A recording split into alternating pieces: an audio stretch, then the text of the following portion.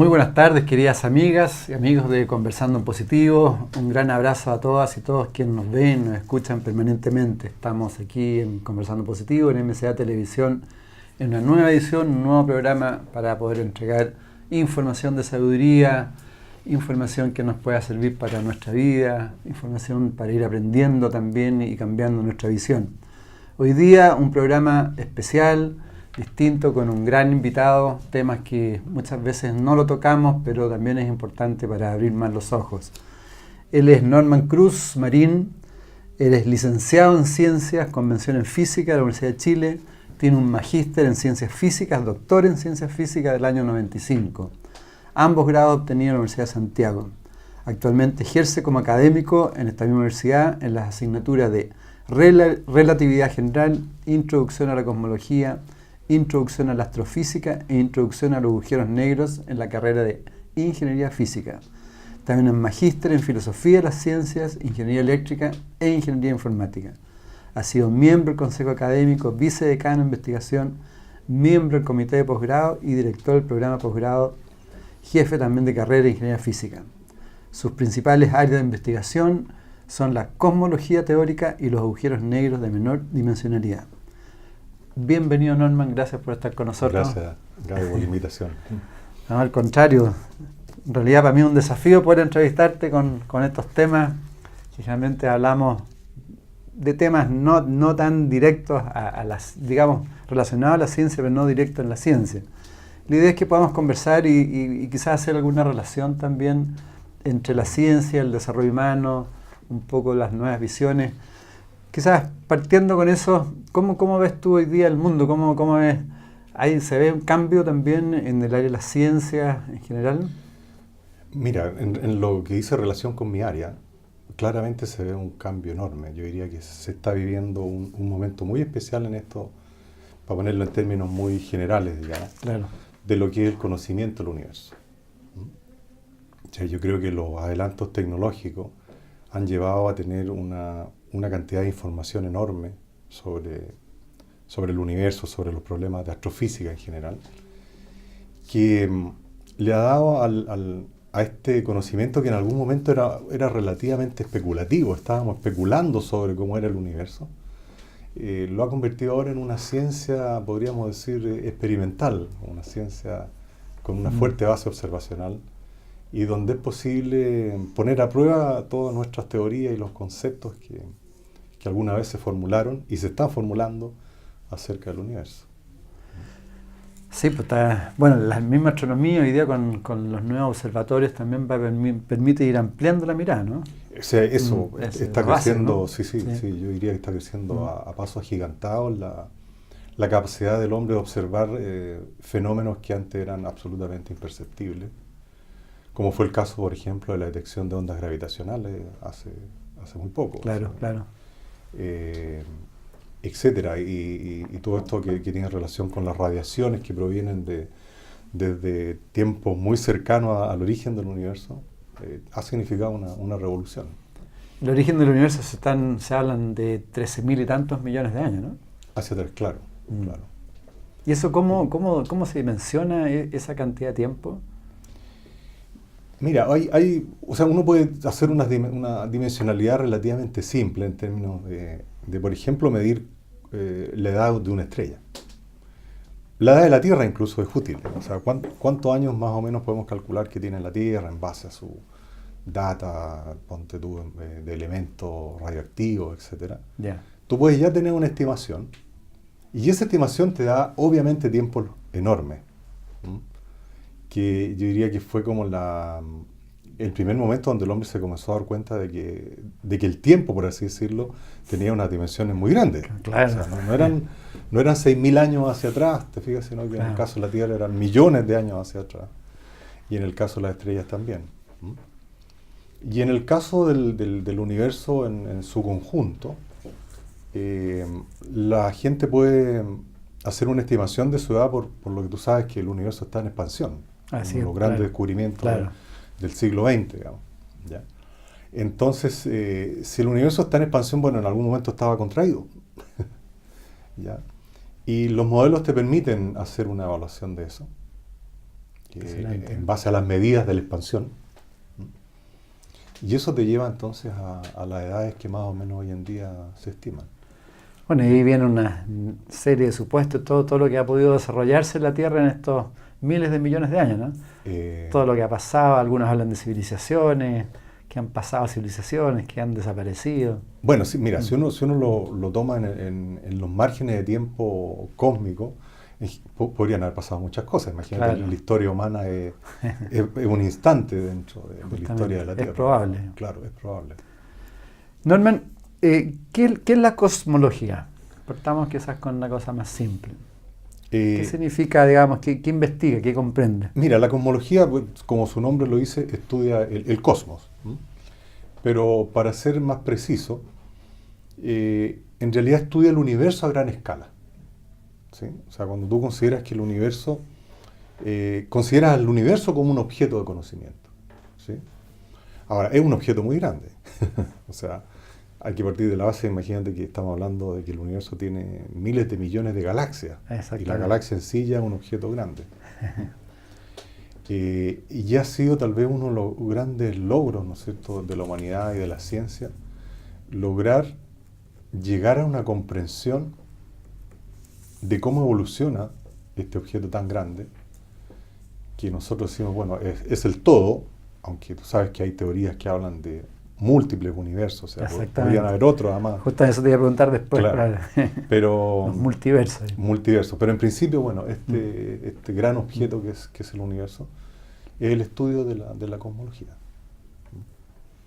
¿Y la astrofísica? Bueno, la astrofísica yo te diría que tal vez más general en el sentido que estudia objetos del cosmos, o sea, por ejemplo, la estrella es un objeto de la astrofísica. Las galaxias son objetos de la astrofísica. Perfecto. Va más al detalle. Va más, claro, a procesos del cosmos que aparecen en distintos niveles. Hay gente que se dedica a la astrofísica y todos los días, digamos, va viendo objetos, descubriendo, trabajan en eso también. Claro, por ejemplo, un área, digamos, muy importante es la astrofísica estelar. O sea, cuál es la estructura de las estrellas, cómo evolucionan, ¿te fijas? Otra relación con las galaxias, que en sí mismas son un objeto, una cierta organización que tiene su propia evolución. Claro. Yo te diría que esa es más o menos la diferencia que uno entiende cuando habla de esta. Y hay una relación directa también entre la astronomía y la física, ¿no? Entonces ahí, ¿o no? Hay una cierta... Bueno, la astronomía en general uno la entiende como el estudio más bien del cosmos, en general del objeto cósmico. Y la física sería como la ciencia como más fundamental, porque la física estudia las leyes de la materia, de la energía, te fijas, el espacio, el tiempo. De acuerdo. Y esas leyes son aplicables de forma universal. O sea. Ahora, desarrollemos un poco la diferencia entre lo que ha sido la ciencia antigua o el mundo antiguo y la ciencia moderna. Leyendo algunas cosas tuyas, el mundo antiguo hablaba de elementos, átomos, éter, neuma, emanaciones, ¿no? Explica un poco, ¿qué significa, digamos, el mundo antiguo y porque la ciencia moderna habla de fuerzas, campos, energía, el vacío, ¿no? ¿Cómo se va produciendo esa diferencia? Mira, hay una cosa bien curiosa que incluso lo resaltan cierta gente en el estudio de la historia y la ciencia, que muchos de nuestros conceptos científicos, que yo diría pasaron tal vez en el ámbito de la filosofía, digamos, de la filosofía griega, incluso derivan de conceptos que uno podría llamar teológicos, ¿no? o mitológicos. Claro. Por ejemplo, bueno, el caos que aparece en la misma mitología griega. Orden o caos, claro. Claro, orden o caos. Esta cosa de los elementos, ¿te fijas? Que en el fondo son como principios bases de toda la materia. Yo diría que tienen su evolución en el tiempo. Por ejemplo, la misma idea del neuma. Eso te iba a preguntar, claro. Que el neuma es un concepto bastante rico dentro de los griegos, más de lo que nosotros entendemos hoy en día. Porque ellos entendían una especie de cierto medio que llenaba el universo, pero que además tenía como ciertos grados de manifestación. Entonces aparecía un neuma que animaba también cosas vitales. Pero ya está el concepto de que en el espacio no podría estar vacío, sino que podría haber algún cierto tipo de elemento. como el éter, por ejemplo, que aparece bueno, en Aristóteles y también previamente, Claro. de que este éter era una sustancia que llenaba todo el cosmos. Claro. ¿Fija? Y ese mismo nombre fue usado después, estamos hablando del siglo XIX, en el electromagnetismo, de un éter que servía como medio de propagación. ¿Fija? Así que yo diría que hay una cierta graduación de estos propios conceptos, que dentro de la ciencia, por supuesto, van tomando un significado distinto, más preciso. Ahora, en términos de la fuerza, bueno, fuerza es un concepto que lo usa el lenguaje corriente, ¿sí? Tal vez la diferencia es que la ciencia le ha dado un significado muy preciso en términos de una medición, de ciertos parámetros que caracterizan. Cuando yo hablo de fuerza, es una cosa muy precisa que está expresada en la ley de Newton. Entiendo.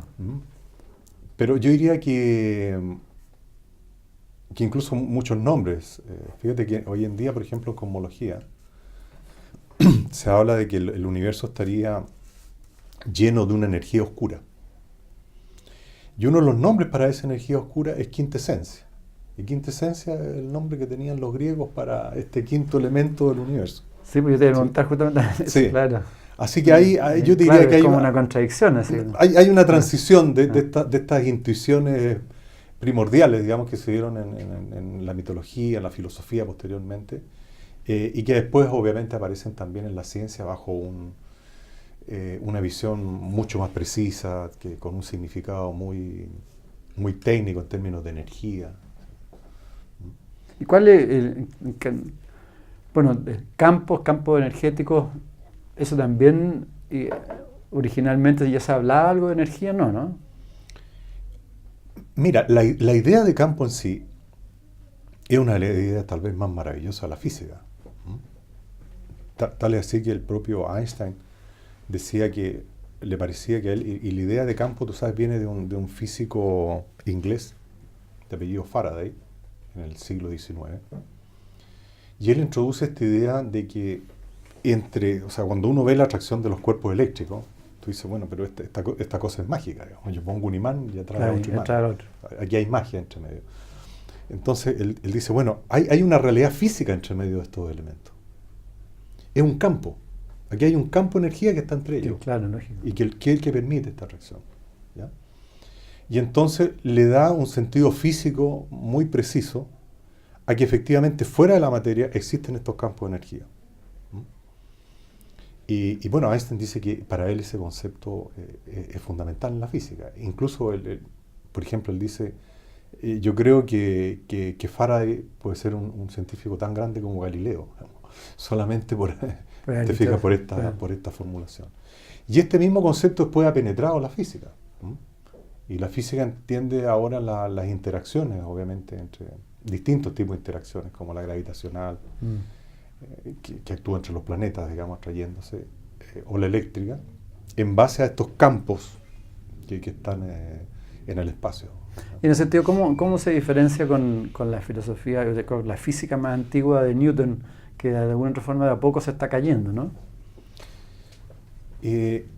Mira, yo te diría que por ejemplo, en el caso de la física de Newton, de la atracción entre los cuerpos, bueno, tú sabes, la física newtoniana ha sido tal vez históricamente el éxito más grande que ha tenido la física. ¿Ah? De hecho, históricamente se considera Newton tal vez el mayor físico, digamos, de la época moderna, ¿no? Desde el Renacimiento, digamos, hasta nuestro tiempo. Claro. Y él introduce esta idea de que los cuerpos entre sí, ¿no es cierto?, se atraen con una fuerza que tiene una expresión matemática, además. Pero fíjate que es muy curioso porque la ley de Newton en sí plantea una serie de interrogantes que quedan abiertas y de la cual el propio Newton era consciente. ¿Sí? O sea, Newton sabía, hay algo, o sea, ¿cómo actúa esa fuerza? Bueno, tengo una ley matemática, pero de hecho tú sabes que Newton recibe muchas críticas de parte de la escuela francesa. Y dicen que usted está introduciendo elementos mágicos en su teoría. Claro, o sea, no da respuesta a todo. ¿Cómo esto atrae al otro? Yo atraigo a otra cosa a través de algún medio. ¿Cuál es ese medio? ¿Cuál es ese medio para la gravitación? Y eso, fíjate, son preguntas abiertas que vienen a resolver las teorías modernas de una forma mucho más consistente.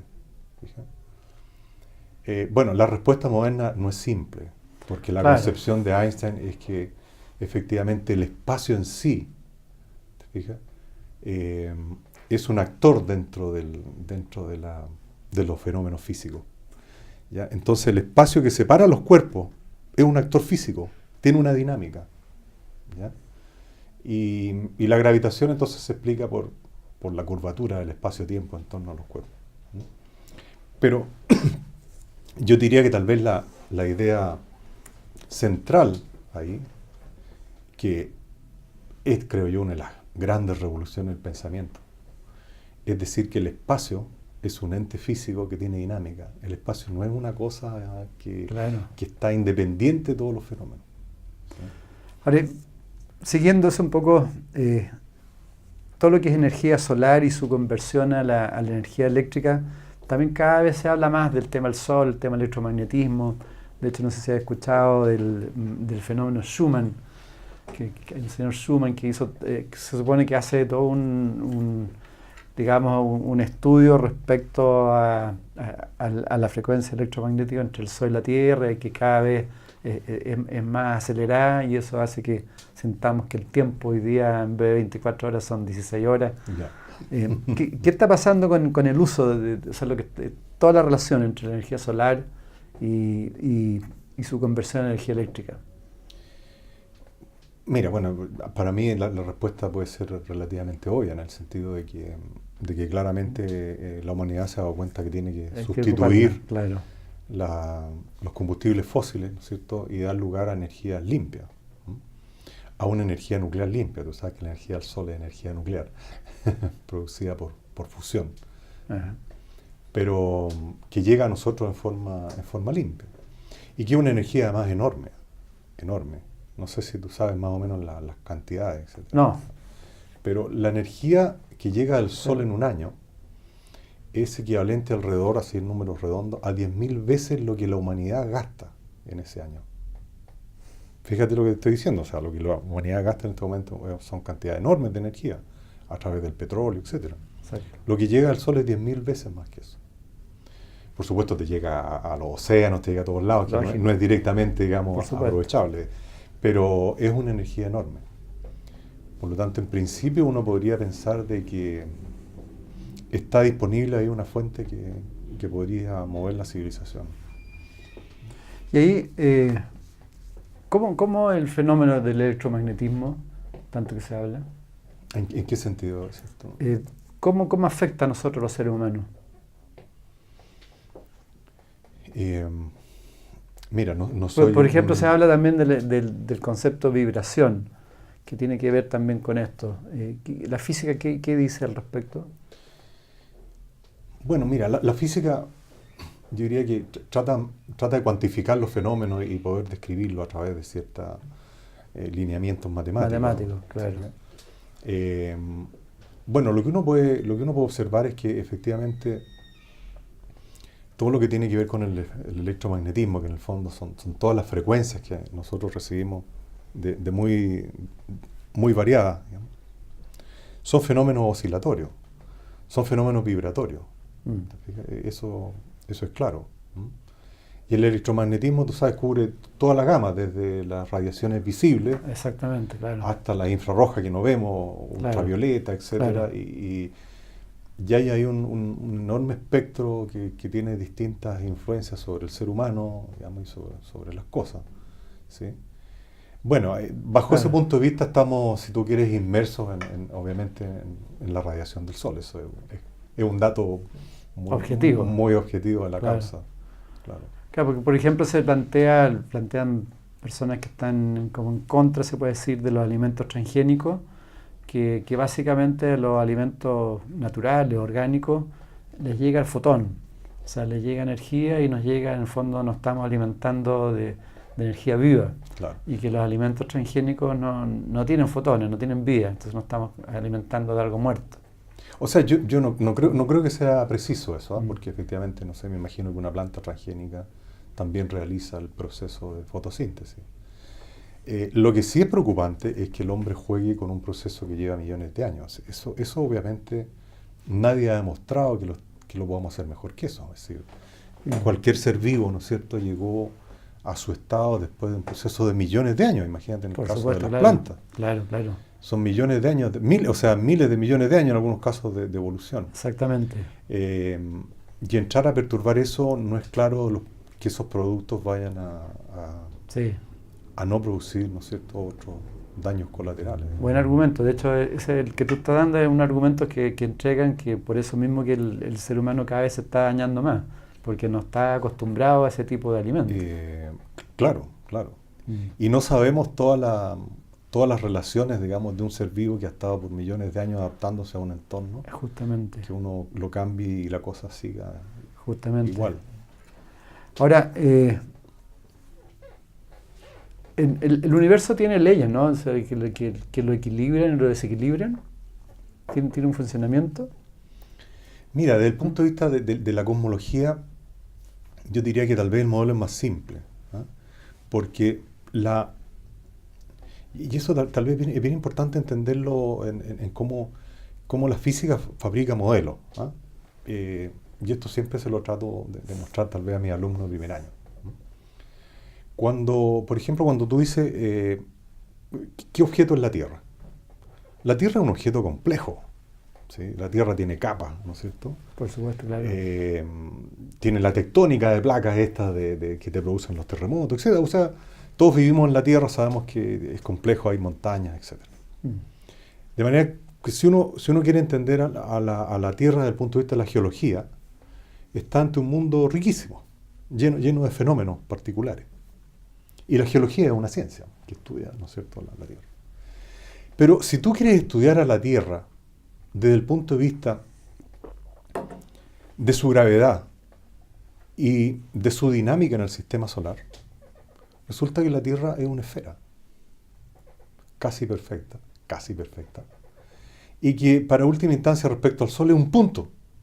Exacto. ¿Sí? O sea, cuando tú tomas la Tierra respecto al Sol, es un punto. Por supuesto es un punto sumamente complejo, además donde vivimos nosotros, etc. ¿Ah? Pero la dinámica de la Tierra frente al Sol, tú la puedes entender como si este fuera una partícula. ¿Sí? Lo que te trato de decir con esto es que los modelos en física simplifican tremendos aspectos de la realidad para entender otros. ¿Sí? Y en este caso la dinámica del sistema solar o la dinámica de la galaxia o incluso la dinámica del universo a gran escala se puede entender en base a las leyes de la gravedad. Ahora respecto al... Son modelos muy simples sí, en ese sentido. Porque están simplificados, claro. Claro. Están simplificando el aspecto que tú vas a mirar. Que eso hoy día está produciendo los análisis y poder llegar a otras conclusiones, ¿no? Claro. Respecto a algo que hoy día también se habla mucho, algo lo hablamos antes también, que de repente se distorsiona el concepto de la física cuántica y mecánica cuántica. ¿Podrías explicarnos también, bajo tu visión, qué es la física cuántica, qué es la mecánica cuántica? Y bueno, después podemos entrar en las distorsiones también que se han dado. Bueno, mira, tal vez lo central de la mecánica cuántica respecto a cómo cambió, ¿no es cierto?, nuestra visión del mundo. Respecto a Newton, ¿no? Respecto a Newton, claro. Es que efectivamente la comunidad científica se dio cuenta de que entender el comportamiento del mundo, del micromundo, digamos, de las partículas, del átomo, requería dejar de lado ciertos conceptos que traíamos anteriormente de la física clásica. ¿Sí? Hay varios de ellos. Uno es el que más se habla, ¿no es cierto? Esto que tú pudieras determinar con una precisión absoluta la trayectoria de una partícula. Se vio que en realidad era una cierta imposibilidad, que habían ahí incompatibilidades. Justamente, ¿sí? Claro. Y eso apareció en la mecánica cuántica. Pero yo diría que en la mecánica cuántica aparecen otras cosas que son fantásticas, digamos, por ejemplo, de que una partícula se puede desintegrar y convertirse completamente en energía. ¿Fijas? Que en el mundo subcuántico aparezca esto de creación de partículas, aniquilación de partículas, o de que una partícula en el fondo tú puedas calcular su dinámica sumando sobre todas las posibles trayectorias que pueda tener en el espacio y que esa suma te dé algún valor que después represente. O sea, en el fondo una partícula puede estar, digamos, en distintas partes del espacio, ¿ya? Y eso contribuye a su... ¿En forma paralela? En forma, claro, en forma paralela y contribuye finalmente a cómo va a evolucionar. Yo creo que esos fueron grandes cambios de cómo uno entendía la materia y la energía. ¿Sí? Y de alguna forma ahí se sacó la deducción de que todo se va transformando también. Bueno, tal vez sí en un término fundamental, digamos, porque claro, la física estudiaba las transformaciones, claro. O sea, que tú pasas de una energía, las transformas a otra. Pero claro, por ejemplo, el que una partícula elemental sea capaz de aniquilarse y aparecer en forma de energía, claro, es una transformación fundamental, ¿sí? Y que es la base de cómo entendemos, por ejemplo, la energía nuclear, ¿sí? La energía atómica. Y tú sabes que esa fue en esos fenómenos se verifica la famosa ecuación de Einstein, de la relación entre la energía y la masa. Y la masa, claro. Sí, yo diría que en ese sentido tal vez se entendió, claro, se entendió que hablar de materia y energía en realidad eran cosas equivalentes, aunque mi lenguaje puede ser impreciso desde el punto de vista de la física, pero uno siempre habla así como que hay una equivalencia entre energía y materia. O bien, dicho de otra forma, uno podría decir que todo es energía. Eso es, claro. Se puede concluir eso, ¿no? Se puede concluir, sí, claro. Ahora, aunque un físico lo haría con más precisión. ¿Sí? ¿Cuál sería la precisión? ¿Cuál sería la precisión? No, de que hay ciertas propiedades asociadas a la energía, ciertas propiedades asociadas a la materia. A la materia, perfecto. Sí. ¿Y cuáles son las...? Entiendo que la física cuántica o la mecánica cuántica ha tenido muchas aplicaciones, ¿no? En la vida nuestra. ¿Cuáles son las aplicaciones más importantes que uno puede ir viendo que tiene, por ejemplo, no sé, entiendo... En la electrónica, en distintas Bueno, la áreas. electrónica ha sido básica, ¿te fijas? Es un producto de todos estos descubrimientos de la mecánica cuántica. El láser, por ejemplo, ¿te fijas? Todos estos grandes exámenes médicos, por ejemplo, la tomografía. ¿Y por qué razón podrías explicarlo? O sea, por ejemplo, una tomografía, ¿cómo aplica la física cuántica ahí? Por ejemplo, hay estos exámenes, bueno, me parece que es la tomografía, ¿no? No importa. Pero... Donde tú tomas, por ejemplo, un cierto líquido de contraste. Exacto, sí. Algunos de ellos tienen partículas que se desintegran, ¿te fijas? Que siguen justamente esto que hablamos, o sea, partículas que se convierten en energía. Y esa desintegración es la que tú sigues con algún detector, digamos, que te da después el trazado de cómo están las venas, etc. ¿Fijas? Entonces... son los principios cuánticos ahí actuando en forma directa. Directa, claro. Y así otras aplicaciones. Y así todo, claro, imagínate tú que en el fondo, cuando nosotros hablamos de luz, la luz es un fenómeno cuántico. ¿Sí? Entonces, de manera cuando tú tienes un detector de fotones, lo que sea, estamos ante un fenómeno cuántico. ¿Sí?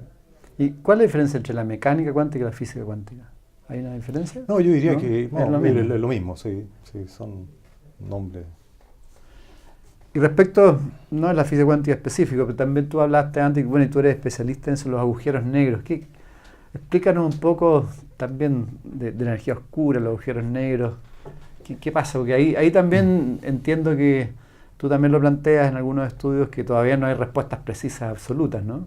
Hay muchas cosas abiertas claro. tanto en el tema de agujeros negros como en el tema del universo. Y algunas preguntas son convergentes, digamos, tienen relación con ciertos aspectos básicos de la teoría de Einstein. Mira, en el caso de los agujeros negros, yo diría que son un objeto extraordinario desde el punto de vista científico, además desde el punto de vista astrofísico, digamos. Sí. ¿Sí? Mira, yo lo primero que resaltaría es lo siguiente, que una de las cosas que reveló la historia de los agujeros negros, tú sabes que el agujero negro nace de una solución a las ecuaciones de Einstein. Solución que se encontró por ahí por el año 17, si no me equivoco. Y la plena comprensión de lo que había en esa solución se vino a dar alrededor de 50 años después. ¿Te fijas? O sea, yo lo digo como una anécdota de cómo funciona la ciencia. Sí, correcto. Que no es tan tan directa como uno espera. O sea, tú tenías ahí una solución matemática. Sacar el significado de esa solución, físico, demoró un largo tiempo. Y demoró largo tiempo tal vez por la particularidad que tenía. ¿Te fijas? Porque seguramente tú lo has escuchado que en forma simple es un objeto que le llega luz y se la traga, digamos, nada puede escapar de ahí, por eso se le llama agujero negro. Claro. De hecho hay películas de eso. Hay películas. Claro. Pero lo increíble de esto es que ese fenómeno se produce porque el espacio-tiempo llega a una distorsión tal en un punto que no deja salir la luz. Pero, disculpa que te interrumpa, pero explica un poco qué es el espacio-tiempo. Bueno, el espacio-tiempo es lo que surge en la teoría de la relatividad. Fijas, cuando en la teoría de Newton, el tiempo era prácticamente un objeto que transcurría uniforme para todo el mundo. De acuerdo. Un objeto absoluto. Exactamente. ¿Fijas? Y en la relatividad el tiempo pasa a ser otro parámetro. O sea, el tiempo depende de los observadores. No es algo absoluto, depende de quién lo mida. Pero resulta que en esa relatividad del espacio y el tiempo, claro. Tú puedes definir ciertos objetos que son absolutos. De hecho, por eso te decía yo antes en la conversación, que el peor nombre que uno le puede poner es teoría de la relatividad. ¿Sí? Porque no es relativo. Porque no es relativo, es todo lo contrario. Uno construye leyes de la física que son las mismas para todos los observadores. De hecho, alguien dice que debería llamarse la teoría de los invariantes, no la teoría relativista. Y entonces, de ahí surge la idea de que en realidad uno no puede hablar del espacio solo y del tiempo solo, porque son cosas que están unidas. Y surge esta idea del espacio-tiempo. ¿Ya? ¿Y el espacio del no tiempo? Porque el campo espiritual habla del espacio no tiempo, que es ciertas personas que hablan, que en el fondo el estar en absoluto, en el momento presente, con la conciencia absoluta, podemos entrar a otros planos donde no existe el tiempo. Es que mira, ahí yo creo que hay una discusión que a mí me tocaba ver en los propios escritos de Einstein, cuando en su momento formuló la teoría y había toda una inquietud. Seguro, y entonces tenía el asedio de los periodistas, de distintos medios. Mira, lo que pasa es que cuando uno habla del concepto de tiempo en términos físicos, habla de una cosa que es muy precisa y que tiene que ver con ciertas mediciones, ¿no es cierto? O sea, tú mides el tiempo a través de un reloj. Claro, claro. El tiempo psicológico es una cosa distinta, ¿te fijas? Que está en nuestra conciencia, de nuestra propia percepción. Y es obvio que el tiempo psicológico corre de una forma distinta. Es decir, nosotros sabemos que hay experiencias dolorosas donde el tiempo parece que nunca termina, digamos. Justamente. O experiencias placenteras donde el tiempo parece pasar más rápido. Entonces, lo que te quiero decir es que no resulta hacer un paso lógico de vincularte, fija, el tiempo asociado a estados de conciencia con el tiempo que mide la física directamente en los fenómenos. Entiendo. Estabas explicando antes, pero yo te interrumpí respecto a los agujeros negros, ¿no? Bueno, ese espacio-tiempo, te fijas, es el que, en el caso de estos fenómenos de gravedad, puede llegar a tener tal distorsión, te fijas, donde se crea una región de ese espacio-tiempo, donde la luz no puede pasar de una región hacia otra. Entonces lo que ocurre en estos objetos es que si algo cae adentro, cae en forma permanente y tú nunca más puedes verlo hacia afuera ni la luz que escapa. En la película te mostraban que uno salía finalmente. Lo que pasa es que, espérate, es que no sé si tú estás hablando de Interstellar. Sí, y otra ahí, más de una mujer, no me acuerdo el nombre. Bueno, ahí me parece que ahí hay algunas de agujeros negros, claro. Claro. Porque ahí muestran, ahí hablan de un agujero gusano. Sí. Que es un objeto distinto, que uno puede atravesar. Exactamente, claro. Sí. Eso es distinto. Sí, es distinto, claro. Ahora, lo otro extraordinario de este objeto, que imagínate tú, fue formulado o entendido más o menos en forma ya razonable por ahí por los 60, es que de los 60 a nuestra época pasó un largo tiempo en que la comunidad astronómica no observó este objeto. ¿Me entiendes? Y por lo tanto era muy escéptica porque no había una correlación. Y hoy en día se sabe que probablemente la mayor parte de las galaxias, en su núcleo, ¿te fijas?, incuban ahí, tienen un agujero negro muy, muy masivo, incluyendo nuestra galaxia, por cierto. Qué impresionante, el vacío, también dice que el vacío es una fuente de energía debido a las fluctuaciones de los campos cuánticos. Es esperable entonces que exista en cualquier parte del universo. ¿Es así, no? Sí, sí. ¿Qué significa eso? Bueno, eso significa que el vacío en sí no existe, digamos, en términos... Correcto, como vacío, así como lo que Como uno vacío, entiende. claro. Y que en cierta forma estaba también en algunas concepciones griegas, digamos, del horror al vacío, de que no... O sea, de esto que yo no vea cuerpo no significa que entre medio no haya algún tipo de Exactamente, materialidad, digamos, de claro. energía. Y este concepto es muy importante porque una de las cosas, por ejemplo, que se ha descubierto a través de ver la evolución del universo y del contenido material que el universo tendría, es que efectivamente tal vez el mayor contenido del universo corresponde a una energía oscura, que se le llama energía oscura porque es una energía que no se ve. De ahí viene el nombre, ¿no? Pues la energía no tiene color, digamos. Exactamente. Y una de las posibles explicaciones de esta energía oscura es justamente que sea la energía del vacío. ¿Ya? Y se habla de un porcentaje mayoritario. Mayoritario, claro. Ahora, eso está plagado de problemas, ¿eh? Hay mucha discusión teórica en eso, no es una cosa resuelta. Me imagino, claro. No es una cosa Todo resuelta, esto porque imagino que aparecen otras contradicciones por ahí, ¿te fijas? Pero podría ser esa energía del vacío. Y la verdad es que es un problema abierto mayúsculo. De hecho, hay astrofísicos muy connotados que dicen que este posiblemente es el mayor problema de la física. Porque entenderlo podría pasar por romper nuestras teorías, digamos, o sea, cambiar nuestras concepciones. Romper los paradigmas un poco. Romper los paradigmas, sí. No es fácil, me imagino, en el mundo de la ciencia. No es fácil, claro. Sí. Es un problema abierto, que no tiene una respuesta final. ¿Y cómo van llegando a esas definiciones que finalmente votan el paradigma? Debe ser difícil, ¿no? Entre el mundo de la ciencia. Mira, yo creo que, por ejemplo, históricamente uno tiene que la teoría de la relatividad obviamente rompió el paradigma newtoniano. Claro. Sí. Y obviamente no fue de un día para otro. Hubo los procesos de conocer las propiedades del electromagnetismo, ¿te fijas? Que eso llevaron finalmente a darse cuenta que la física newtoniana no permitía... No estaba encajando. Y se cambió. Dime, algo hablamos antes, pero uno respecto a los multiversos, pues, o sea, claramente existen multiversos, ¿no? Entonces, con lo que ya está mostrando la astronomía y todo.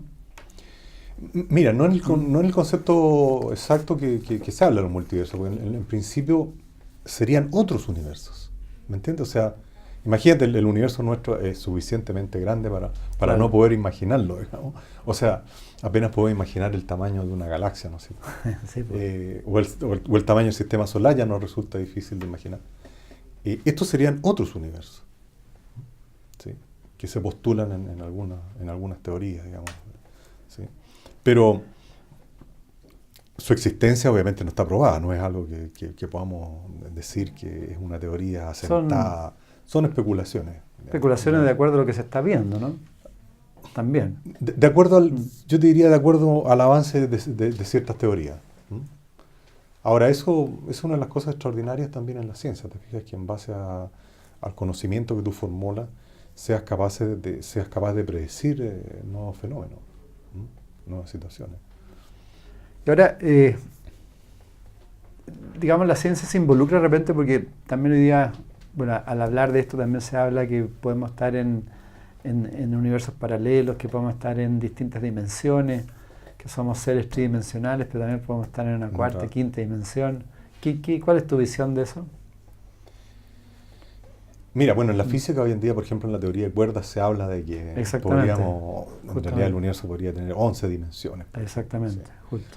Ahora, desde el punto de vista de la física estricto, la teoría de cuerdas tiene ciertos problemas, porque tú tienes que probar con ciertos fenómenos, digamos, que efectivamente esos fenómenos te dan cuenta de que hay otras dimensiones. Hasta el momento es una cosa que no, hasta donde yo entiendo, no ha sido probada ni es concluyente para nada. ¿Te fijas? Lo que puede ser materia abierta es que no conozcamos todas las formas de energía. Eso puede ser un tema abierto. ¿sí? O sea, todo puede ser de una u otra De forma. que haya formas de energía que no necesariamente las hayamos captado y constituyan de cierta forma, ¿me entiendes?, como una especie de trasfondo energético a lo que nosotros percibimos. Y bajo ese punto Pero, perdón, pero sí, sí, eso está abierto porque la ciencia siempre está abierta a nuevas fenomenologías dependiendo de cómo tus concepciones teóricas también vayan abriendo el camino. ¿Te fijas?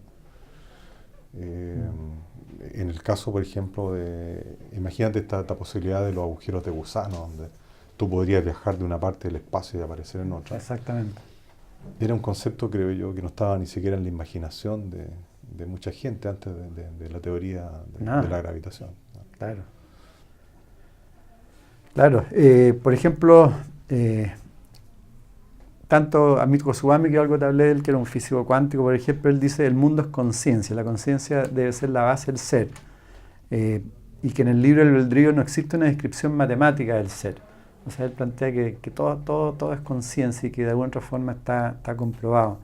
¿Cuál es tu visión al respecto? ¿Me puedo alargar más de lo que...? Sí, dale nomás, sí, estamos. Dale. Mira, Importante saber lo que tu visión forma yo objetiva. considero dos cosas y tal vez es algo que voy a tratar de desarrollar en la charla. En MCA Festival, claro, justamente. en ¿Cuál es la relación justamente claro. de la física cuántica y la conciencia? Mira, lo que yo creo que una teoría es un cierto nivel muy estricto donde tú formulas algo para entender un cierto grupo de fenómenos. Entendido. ¿Sí? Sí. Y entonces tu teoría se circunscribe a una cierta fenomenología. Y además un cierto modelo, que es lo que yo te decía. O sea, cuando yo veo la Tierra frente al Sol, la Tierra es una partícula. ¿Sí? Ahora, la Tierra no es una partícula. No es una partícula, la Tierra es un objeto complejo. ¿Sí? Pero y un ser vivo, ¿no? Claro, pero en mi modelo funciona. ¿Me entiendes? Porque yo estoy viendo la ley de gravitación. ¿Sí? Entonces funciona ahí.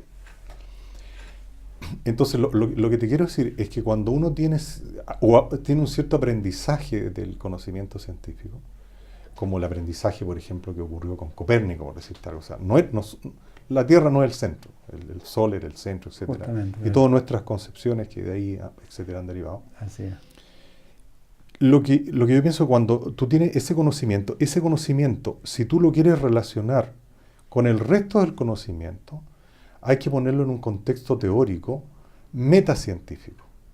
Perdón, me expresé mal. Metaciencia. ¿Me entiendes? Con un concepto, si tú te quieres, en un concepto filosófico que se tiene que salir de los márgenes de tu teoría. ¿Sí? Sí.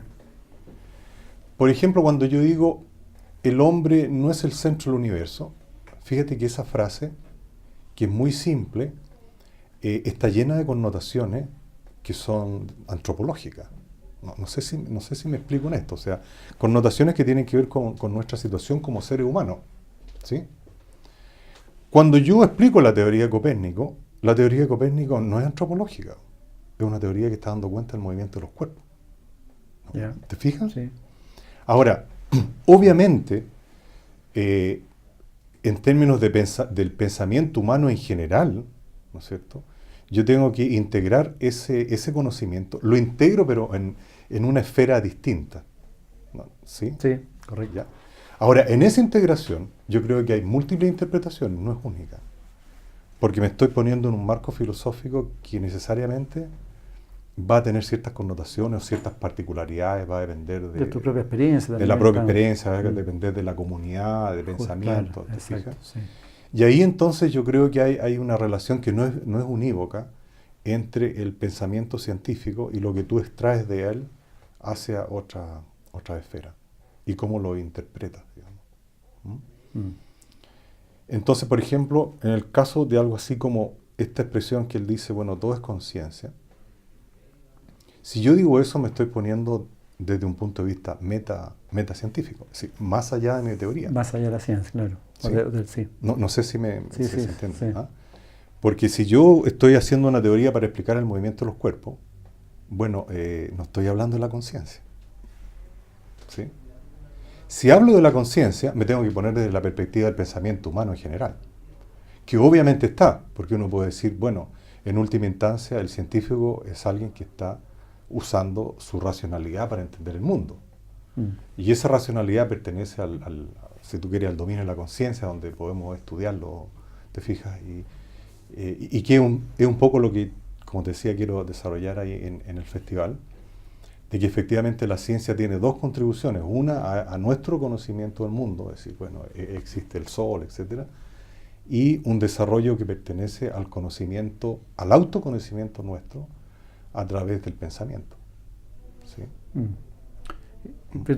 ¿Tú crees que va a llegar un momento, o quizás se está produciendo algún tipo de integración entre la espiritualidad o la filosofía y la ciencia? Como para poder... O sea, mira, yo creo que si hay una integración, se tiene que producir claramente desde una visión extracientífica. No sé, ¿sí? Sí, te entiendo. Cuando yo digo extracientífica, porque me tengo que salir de mi teoría. ¿Sí? O sea, mi teoría me dice cómo funcionan los imanes. Claro. ¿Sí? Y ahí funciona perfecto. Me tengo que salir de ahí y ponerme en una perspectiva más general. ¿Sí? Ahora, en esa perspectiva más general, claro que uno podría hacer una interpretación, te fijas, de cuál es el aporte de la ciencia respecto a cómo se vincula esto, ponte tú, con la conciencia. Ahora, Norma, pero bajo ese punto de vista... perdona tal vez que sea tan estricto, porque lo estoy pensando desde la ciencia física. Perfecto, sí. ¿Te fijas? Correcto. Si yo fuera psicólogo o si fuera sociólogo, tal vez mi campo de estudio más amplio. Está más relacionado con aspectos, o sea, el sociólogo tiene que ver con la conciencia del hombre, porque bueno, está estudiando hombres, digamos, ¿te fijas? Entonces, pero tú crees, Norma, que todo tiene que ir a través de la razón, porque lo que hoy día se plantea, por ejemplo, que de alguna forma para ir conociendo estas nuevas verdades, entre comillas, digamos, o abrirse los ojos, también uno tiene que conectarse a la intuición, por ejemplo, que va más allá de la razón, o muchas veces a una inteligencia del corazón. ¿Eso te lo permites eso? Es que mira, yo creo que la ciencia, o sea, si la ciencia como racionalidad estricta tampoco es cierto, digamos. ¿Sí? Porque tú dices que tiene muchos aspectos que todavía no... No, porque... son conjeturas. Por un lado son conjeturas. Y lo otro que se ha mostrado y que en el avance científico, sobre todo en las grandes revoluciones, hay elementos que corresponden a la imaginación y te fijas, a la intuición de ciertas cosas. Fíjate tú que una de las grandes contribuciones, por ejemplo, de Einstein al entendimiento que tiene que ver con el entendimiento de las teorías, ¿me entiendes? Más allá de la contribución propia de su teoría, al entendimiento de las teorías. Y que él también lo dijo en alguna ocasión. Dijo, las teorías no se deducen en forma lógica a partir de la observación y de los hechos que toman. ¿Sí? En alguna forma el científico tiene que introducir un elemento creativo para crear un esquema conceptual unificado. Algo más mágico, se puede decir. O sea, algo que tiene que ver, te fijas, con ese aspecto que no es, o sea, no es la racionalidad en términos que yo digo, bueno, 2 más 2 son 4, ¿me entiendes? Sí. Si el mayordomo entró por la puerta, bueno, el mayordomo fue el que cometió el crimen, ¿te fijas? Claro. Que es una racionalidad, por así decirlo, estricta, digamos, ¿sí? Sino que aquí hay que apelar, en cierta forma, a un esquema global, a una intuición general, que en algún momento te va a permitir construir esas teorías. ¿Sí? Entonces yo también diría que la racionalidad en términos, por así decirlo, silogísticos, ¿no? O sea, la lógica pura, ¿no es cierto? Yo tengo dos premisas y saco una conclusión y bueno, no tengo dónde perderme. No es la forma en que ha evolucionado la ciencia, en que se ha construido. ¿Sí? ¿Pero eso se está dando en todos los científicos o hay un área de científicos que son mucho más estrictos, que van por la razón, y otros que se están abriendo un poco a esa visión tuya de que hay elementos que son más intuitivos y que uno puede, digamos, integrarlos? Sí, mira, yo creo que siempre hay elementos intuitivos. Lo que sí un científico en general, un científico serio te va a decir cualquiera, en que en última instancia tu intuición tiene que ser sometida también a la racionalidad. Claro, que el punto es que cómo mides esa racionalidad, ahí es donde empiezan las discusiones. Bueno, es complejo, es cierto, claro, efectivamente es complejo. Claro, sí. Porque es tu racionalidad de acuerdo a tu estructura de pensamiento, de acuerdo a la información que tienes. Claro, pero mira, en el caso de la ciencia yo creo que también hay un fenómeno que es bien importante, ¿ah? De que ha sido, que bueno, no sea en la ciencia física, sea en cualquier área del conocimiento, ¿te fijas? Que en el fondo, más allá de la individualidad, son comunidades de pensamiento ¿Verdad? que Claro. analizan, ¿te fijas? Que están abocadas Cierto, a un cierto, problema. cierto. ¿Sí? ¿Y qué dice la filosofía de la ciencia? Que tú haces un magíster, de hecho, de eso. Yo hago un curso en un magíster. Sí. Un curso, sí. Sí. Eh, Un poco bueno, trata la de esto. filosofía de la ciencia yo creo que, en términos muy generales, te fijas, Sí. dice que claramente cuando tú dices cuál es el método científico, no hay una respuesta. ¿No hay una respuesta? No hay un método científico. Fija. Es complejo como el hombre va avanzando en el conocimiento de la naturaleza. ¿Sí? Mm. Y ideas que alguna vez parecieron tal vez muy alocadas, de pronto resultan ser adecuadas en tiempos posteriores. ¿Sí? Entonces no es, tampoco es una cosa que obedezca a una lógica tan estricta. ¿Sí? Bueno, tú claramente eres más abierto también bajo ese punto de vista, o sea, como a esas posibilidades. ¿Cuál es tu visión de, por ejemplo, se plantea, no sé, Greg Braden, un científico, pero más tirado para el lado espiritual, que se han hecho experiencias con la meditación, por ejemplo, y hablan de meditación cuántica, donde si hay 100 personas, todos meditando con un objetivo específico, pueden producir cambios en otras esferas, en otros lados. La misma medicina cuántica hoy día que está como desarrollándose. ¿Cuál es tu visión al respecto? Mira, desgraciadamente no tengo una preparación muy, Mm. muy sólida en esos campos. Ya. ¿Qué te voy a decir? Pero, Yo creo que lo que no hay que cerrarse es que efectivamente el hombre... Mira, siempre yo lo pienso en esta perspectiva. Nosotros estudiamos los fenómenos de la materia, por así decirlo, los fenómenos de la materia inorgánica principalmente, si tú quieres. ¿Eh? inorgánica. Inorgánica, en términos de la física. Si bien las leyes de la física son universales y se aplican a los seres vivos, etc. Pero efectivamente, si nosotros nos consideramos a nosotros mismos como un instrumento, tendríamos que decir que somos un instrumento ultra sofisticado, digamos. Mucho más de lo que es el instrumento que te permite, no sé, medir una partícula. Sin ¿no duda, cierto? claro. ¿Sí? Somos casi perfectos. Y en esa complejidad, sin duda puede haber una fenomenología mucho más rica que deberíamos estar abiertos a explorarla. Con criterio científico. ¿Y cuál es ¿Sí? tu propia visión personal, Norman, sobre la creación? ¿En qué sentido le dices tú? Si yo te preguntara por qué tan perfecto esta creación, nosotros, seres humanos, los animales, cómo nacemos, qué pasa con nosotros, somos cuerpos físicos, somos más que eso, nos morimos, no nos morimos. Mira, ahí la respuesta siempre ya es personal. ¿Eh? Por eso te pregunto a nivel personal, lógico, no a nivel del físico, sí. Bajo tu punto de vista, digamos, porque este es un programa también de desarrollo humano, digamos. Claro. Sí, que quieres Mira, hay un poco una respuesta lógica, por así decirlo. O diplomática, sí. No, una respuesta lógica que tiene que ver obviamente con ciertas bases filosóficas que puedes tú tener o no tener, compartir o no compartir. Es cierto. Hay muchos científicos que obviamente en su visión más personal piensan de que hay algo que pasa por lo que tú puedes llamar conciencia. ¿Sí? En realidad hablemos de una conciencia no al nivel humano, sino extrahumano. Exactamente. Einstein, por ejemplo, decía, bueno, yo estudio las leyes del universo y si el universo tiene leyes es porque hay un legislador. ¿Sí? Por lo tanto, la vinculación de la presencia de ley en el universo es la vinculada directamente con la presencia de un legislador, en este caso,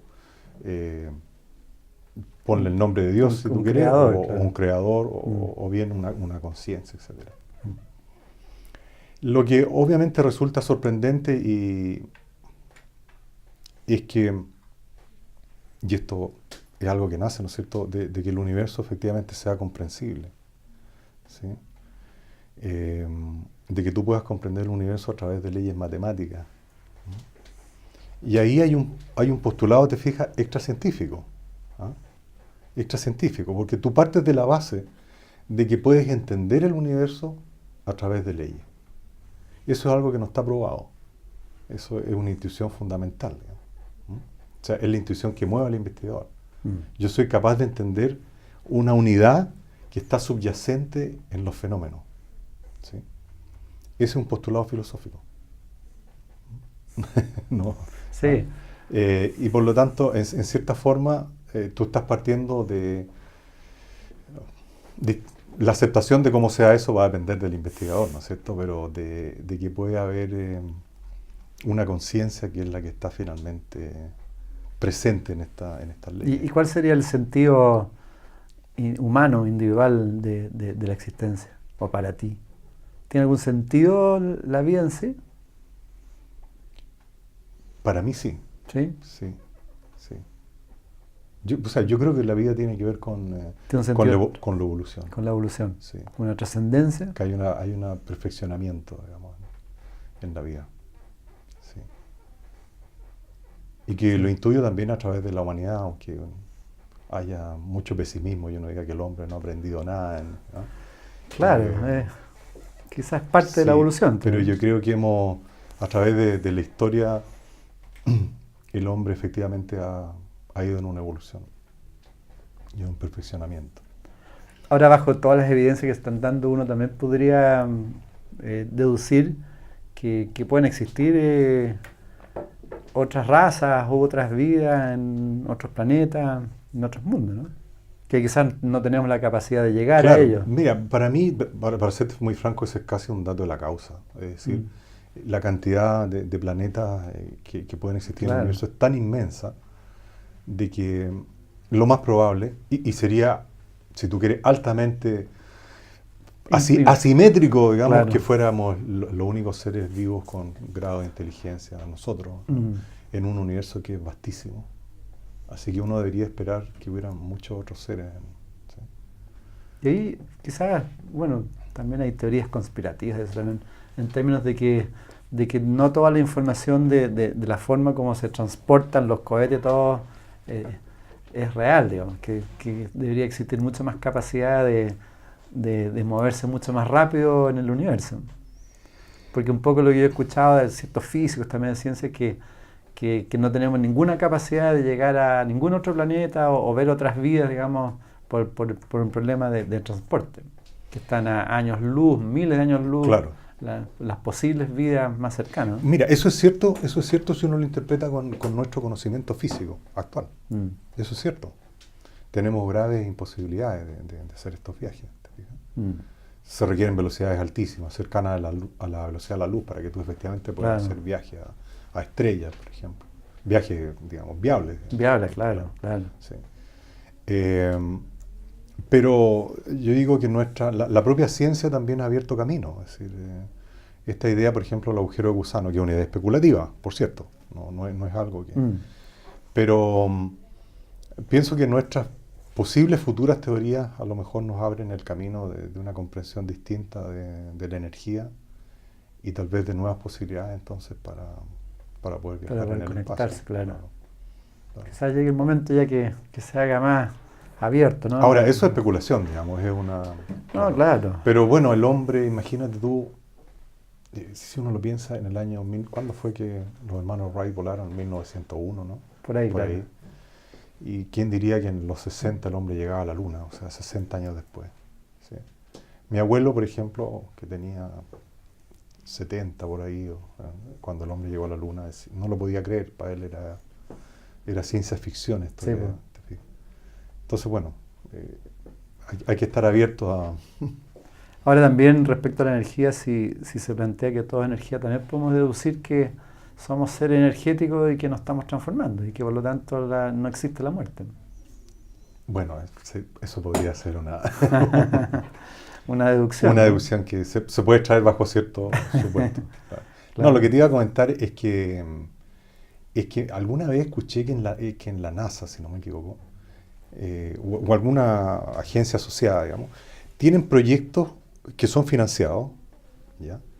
Que son proyectos absolutamente locos, ¿sí? Tipo, por supuesto, con alguna base. Lógica. Y entonces lo financian, y en alguno de esos proyectos, esto lo escuché en algún programa, había alguien que planteaba la posibilidad justamente de sacar la energía del vacío. Sacar la energía. Claro. Entonces, si tú sacas la energía del vacío, bueno, no necesitas llevar combustible a ningún lado. Es decir, puedes tirar una nave y bueno, Claro. la nave va a viajar eternamente, digamos, mientras... ¿ah?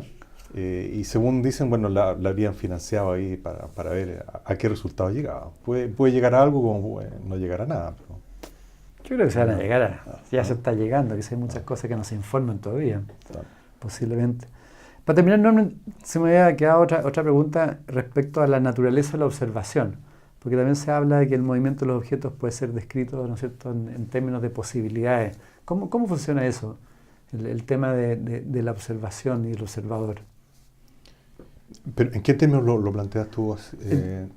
Que la naturaleza de la observación, que se habla de que nosotros tenemos múltiples posibilidades. Eso también se plantea en la física cuántica y todo, y que tiene que ver con el observador.